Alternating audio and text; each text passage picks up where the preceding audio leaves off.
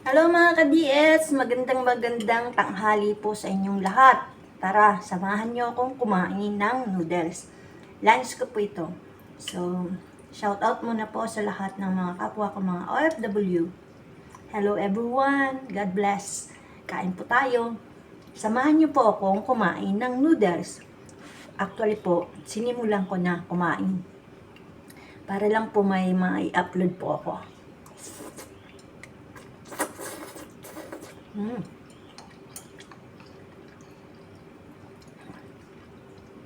Ang halo ko lang po ng noodles ko yung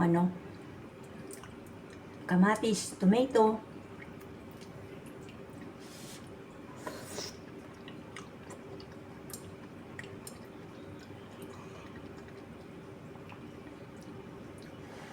isang perasong malaking tomato.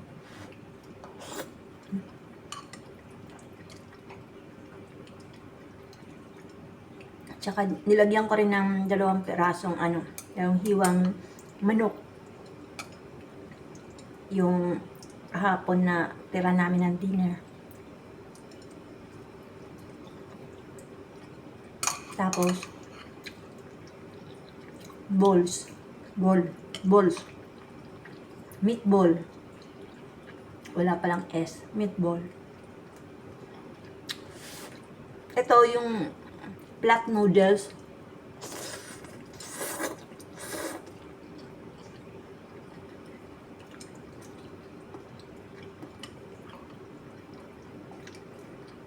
Mas gusto ko to kasi ito yung fresh to eh. Hindi to nasa pack na fresh to na noodles. Kumbaga, ikaw na lang magtitimpla. Kaya siya pula. Kaya pula siya. Ay, hindi nakikita pa pula. Kasi tomato ang nilagay ko. Kaya pula siya. So, medyo, hindi ko masabi kung, basta pampatawid na to ng, ng lunch, pampatawid, gutom.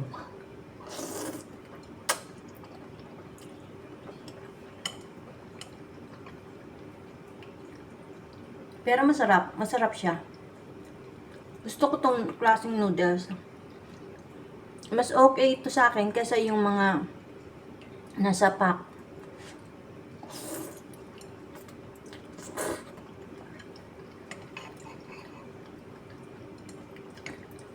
Yung instant noodles. Ito, yung noodles na to, yung fresh siya.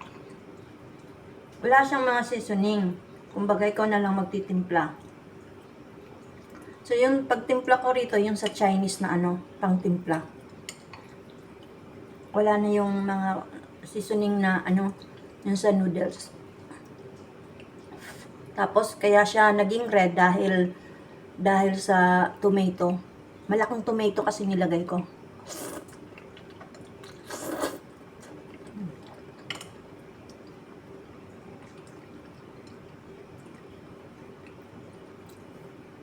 Itong meatball kay Mendy to.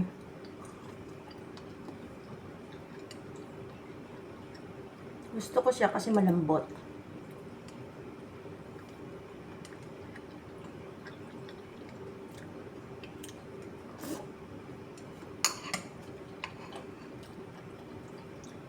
Kahit inumin mo yung sabaw, siya, malapot. Malapot ang niya, sabaw niya.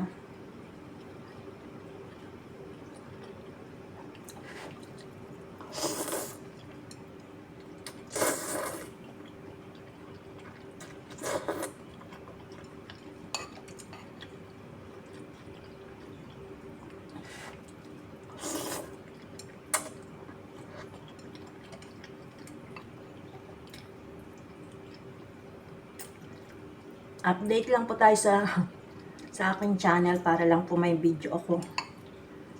Hindi na po kasi nakakapag-upload or hindi ako nakakapag ng mga video. Nakakapagkuha ng video dahil medyo busy pa tayo.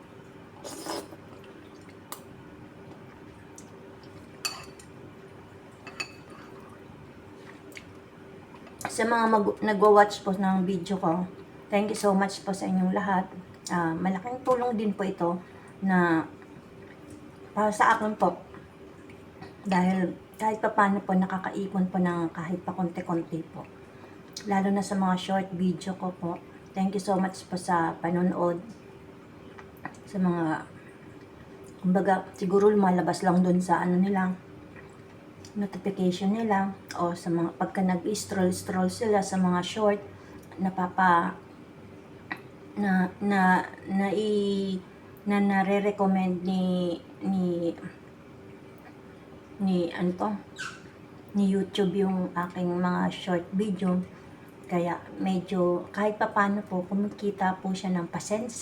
Pero okay na po yung kasi kahit pakunti-kunti pagka nakaipon, medyo okay po siya. At least tayo po yung mga kapwa nating mga OFW, pwede naman po na gawin po natin tong ano, ang regular po nating pagbibideo kahit papaano po, kumita po tayo. Syempre po, yung video na yon, yung video nyo talaga as in OFW kayo, yun, wag po kayo yung magre-upload po ng ibang mga video, yung mga kung ano-anong mga video. Sarili nyo lang po. Kumbaga, sarili nyong video, excuse me, sarili nyo pong mga video lang, kung ano pong mga ginagawa nyo. Pero syempre, ingat din po tayo sa pagbibideo kung dito po sa loob ng bahay na nila amo. Syempre, bigyan din po natin sila ng privacy. Hindi na po ako masyadong nagbibideo rin po dito sa loob ng bahay. At saka yung alaga ko, syempre medyo malaki na siya. Hindi na rin ako nagbibideo sa kanya kasi syempre gusto ko rin na magkaroon siya ng privacy. Kung may video man ako, galing na yun sa mami niya kasi kung magkasama kami, binibidyoan kami, pinipicturean kami, pero sinisave ko na lang siya, hindi ko na ina-upload kasi parang syempre ayoko na rin na na gusto ba, kumbaga privacy na sa kanila yon. Ayoko na may isama ko sa video ko, kumbaga kasi malaki na. So malaki na alaga po si Jacob. Yung dati na kasama ko sa pagluluto, kasama ko sa paghuhugas, pagliligpit, pagpupunas ng mga ganun pa rin naman siya. Matulungin pa rin talagang ang alaga ko si Jacob, as in matulungin pa rin. Pero hindi ko na ina-upload, hindi na ako nagbibideo.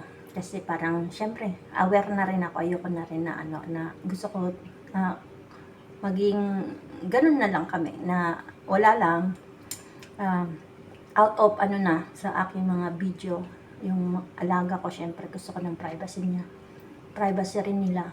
So kung meron man ako dati, yun pa rin kasi at least alam nila na nagbablog ako. So yung mag-asawa, alam nila. So pero hindi nila alam yung channel ko. Alam lang nila na pero hindi na ako nag-upload hindi na ako nagbibideo sa alaga ko. So, sa atin, ingat po tayo rin sa mga video rin natin na, siyempre, yung i-video lang po natin, yung atin lang, sarili lang natin, kung anong ginagawa natin, or lalo na sa labas, pag day off, o kaya pag nag-wash ng car, at least nasa labas ng bahay, di ba? Mabilisan lang ba, para at least meron lang tayong mai-upload na, para meron tayong upload na, maintain natin ang pag-upload para, at least hindi tayo ni YouTube, ng YouTube. Kasi yung iba, ewan ko kung bakit yung mga iba na demonetize, gayon. Pero sa akin naman, kahit na ano-ano lang, paminsan-minsan, minsan nga hindi ako nakaka-upload ng nakaraan, mga isang buwan yun, mga ilang buwan, o taon yata, kasi nga may parang busy talaga ako. Pero ganun pa rin. Hindi siya na-demonetize. Hindi nga lang siya konti lang ang ang kita niya. Kaya lang syempre hindi naman ako ganun kasikat na talagang kikita kahit hindi ako mag-upload ng mag-upload. Ganun pa rin, upload pa rin ako ng, nag-upload na ako ng palagi ng mga short video kasi kahit papano, may kita talaga sa short video. Lalo na pagka nag 1K ka, start kahit cents lang yan, okay na rin, di ba? Basta tuloy-tuloy lang ang tuloy-tuloy lang ng pag-upload para at least tuloy-tuloy rin ang income. Kahit man konti yan, tuloy-tuloy. Di ba? Kahit na maliit, kahit cents lang yan, kung tuloy-tuloy ka mag-upload, tuloy-tuloy din ang kita mo. Yun. Bye-bye for now. Thank you so much sa pag-watch. Thank you so much everyone. Mga kapwa ko, mga OFW, palagi po tayong mag-iingat at palagi po tayong magdadasal. At saka po, syempre, pag nagdadasal po tayo, isama po natin ang ating mga mahal sa buhay. At alam ko naman po, palagi niyong sinasama sa panalangin niyo ang mga mahal niyo sa buhay na nasa Pilipinas.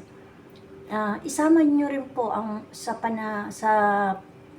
pagdadasal niyo ang mga amo niyo para maging masaya ang buhay niyo o matahimik, may peace, pati ang loob ng bahay ng amo mo, ipagdasal nyo, lahat, every area ng bahay ng amo mo, pwede mo siyang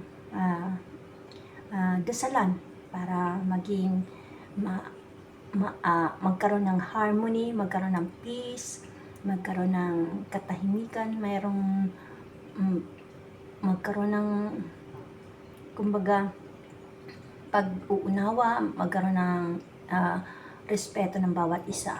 Depende po sa panalangin nyo. Siyempre, ipanalangin nyo kung anong kahinaan ng amo nyo. Doon po, ipag-pray nyo po yun. Ayun. Lalo na po, ipag-pray nyo rin po yung puso nyo na maging kalmante lang po. Araw-araw nyo po yan, pagkagising nyo pa lang po, na ipag-pray nyo po yan yung puso nyo na maging kalmante lang. Ingatan ni Lord, bantayan ni Lord, na kasi minsan tayo, ganun din po ang amo nyo. Ipag-pray nyo po ang kanilang mga puso na maging kalmante lang, kasi minsan ano sila kaagad, nagagalit kaagad sila.